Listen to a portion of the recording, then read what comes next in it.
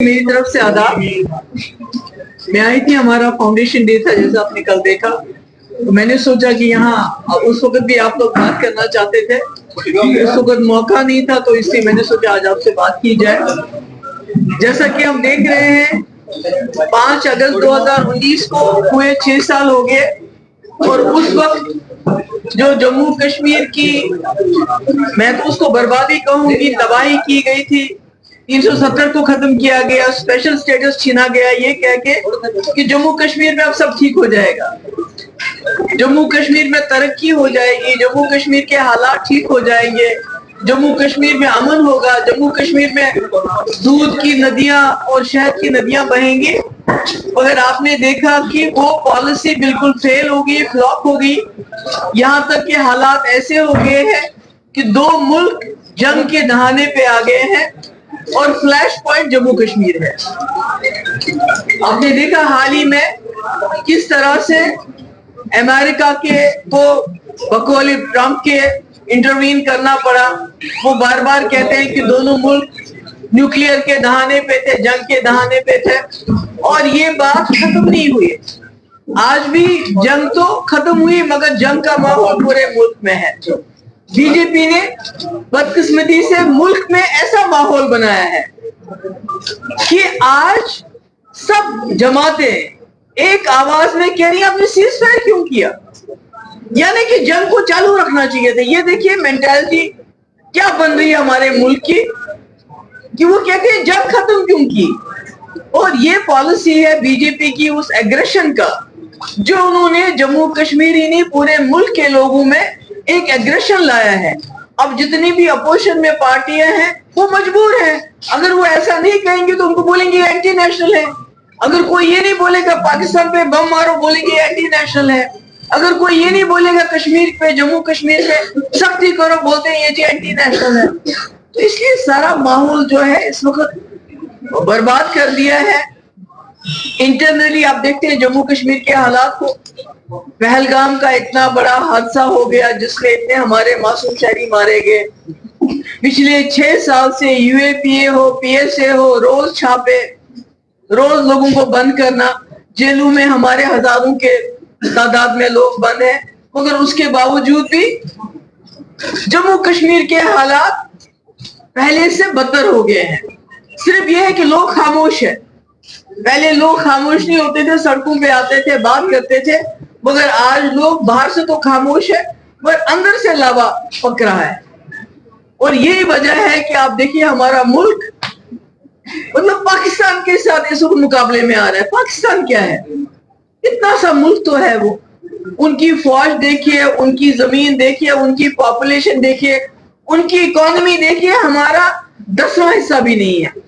मगर आज आप उनके साथ पूरी, क्योंकि आप वाजपेयी जी की पॉलिसी को छोड़ के कोई गोडसे की पॉलिसी अपना रहे हैं। अब देखिए हम जाते हैं वो बेगानी शादी में, अब्दुल्ला दीवाना क्वाड में जाते हैं, अपना जो हमारा ये सारा रीजन है इसको हमने छोड़ दिया, हमने साथ को छोड़ दिया, जहां हमारा मुल्क हिंदुस्तान लीडरशिप का रोल कर सकता था और उससे फायदा होता।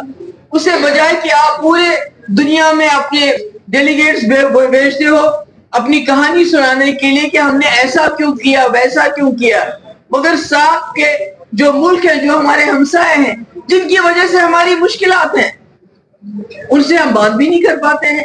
और अब साख को भी चाइना हाईजैक कर रहा है। आप देख रहे हैं साख is being hijack by China, तो हम कहां हैं।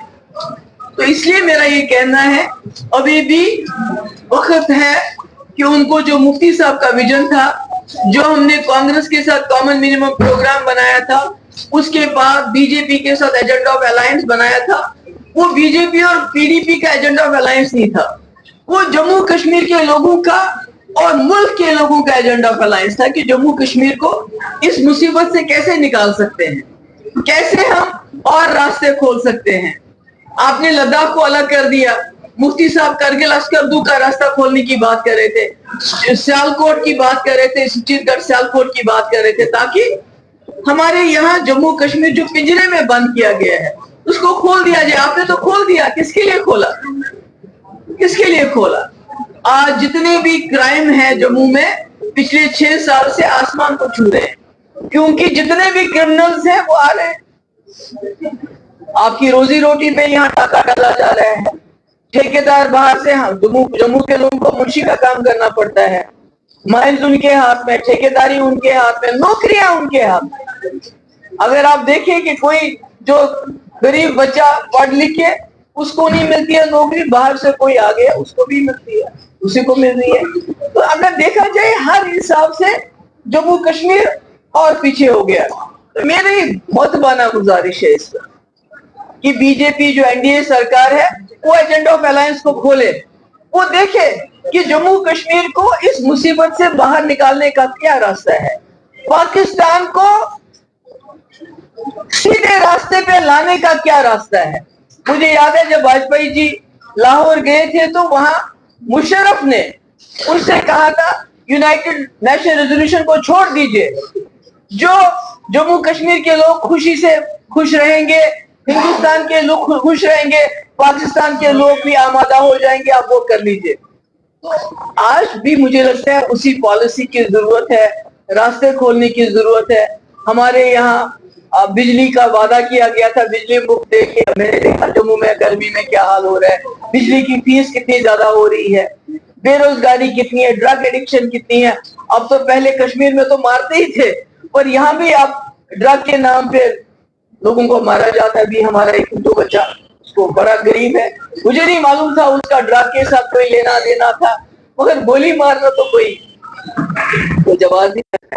इसलिए मैं यही कहना चाहती हूँ कि पीडीपी ने कांग्रेस के साथ जब सरकार बनाई तो एक कॉमन मिनिमम प्रोग्राम बनाया जिसपे अमल हुआ।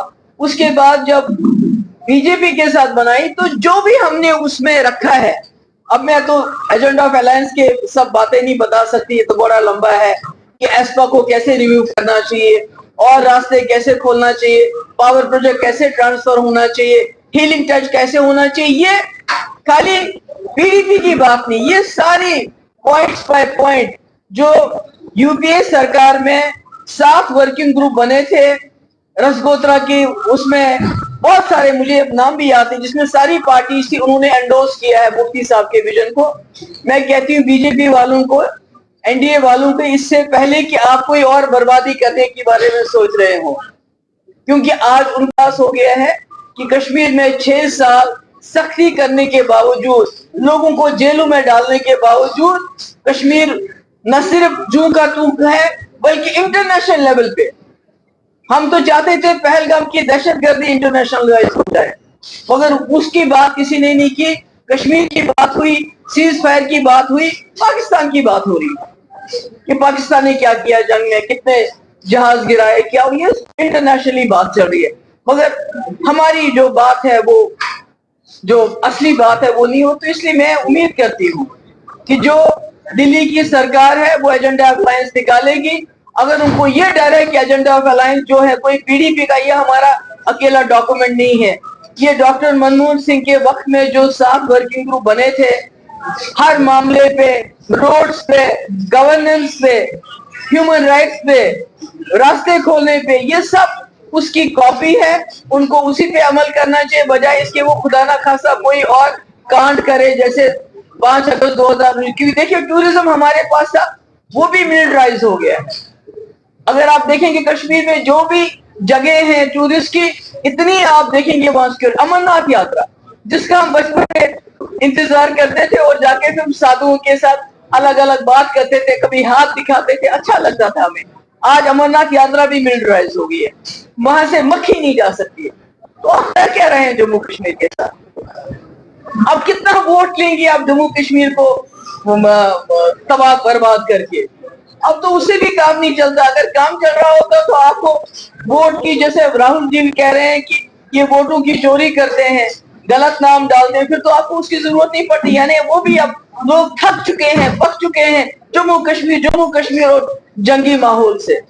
और मुझे लगता है कि हमारा मुल्क इतना बड़ा मुल्क है, इतना इकोनॉमिकली हम, इतनी हमारी आबादी है, जवानों की आबादी है, पर बेरोजगारी सबसे ज्यादा, जीडीपी हमारी चीन से बहुत पीछे, हमारी ग्रोथ बहुत पीछे। तो हम जंग में क्यों फंसे हुए हैं? اور جنگ کس وجہ سے پھنسے ہوئے ہیں؟ جموں کشمیر کی وجہ سے.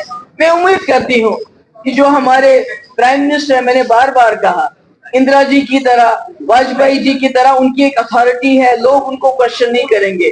اگر وہ کوئی بولڈ انسانیت کے دائرے میں، یہ نہیں کہ توڑ پھوڑ کرو، جموں کشمیر کے حصے کر دو، لداخ کو الگ کر دو، اب اس کو الگ کرو، تیسرے کو الگ کرو، اس کے بجائے اگر انسانیت کے نام پہ جو ایجنڈا آف الائنس ہمارا رہا ہے اس کو کھول کے دیکھیں گے تو مجھے لگتا ہے جموں کشمیر کا باعزت حل ملے گا. جموں کشمیر کہیں جائے گا نہیں، پر عزت سے اس ملک کے ساتھ جینا شروع کر سکتا ہے. Thank you so much.